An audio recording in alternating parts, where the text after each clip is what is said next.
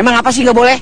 Sombong amat. Mandra, komedian dan artis asal Betawi ini, masih memiliki banyak penggemar setia, terutama dari kalangan ibu-ibu seusianya.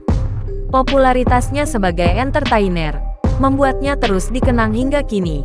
Namun, di balik ketenaran tersebut, Mandra mengungkapkan pengalaman tak menyenangkan saat bertemu dengan para penggemar, terutama ketika usianya masih muda.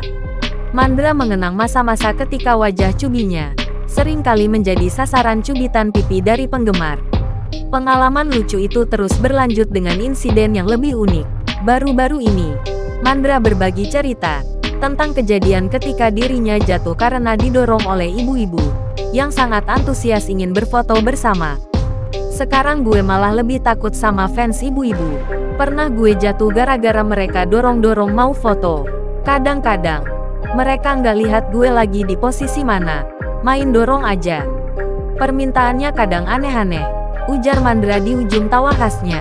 Selain dorongan tersebut, Mandra juga merasa risih dengan perilaku beberapa ibu-ibu fans, yang terkadang tidak ragu menempelkan tubuh mereka padanya. Menurutnya, situasi itu seringkali membuatnya merasa tak nyaman, terlebih lagi mengingat usia para penggemar yang sudah tidak muda lagi. Kalau ibu-ibu, maaf ya, yang nempel begitu. Kalau remaja sih nggak masalah, biasa aja. Tapi kalau ibu-ibu, udah sepuh, kelakuannya kadang aneh-aneh. Istri gue kadang cuma bisa pasrah lihatnya, pungkas Mandra sambil tertawa lepas.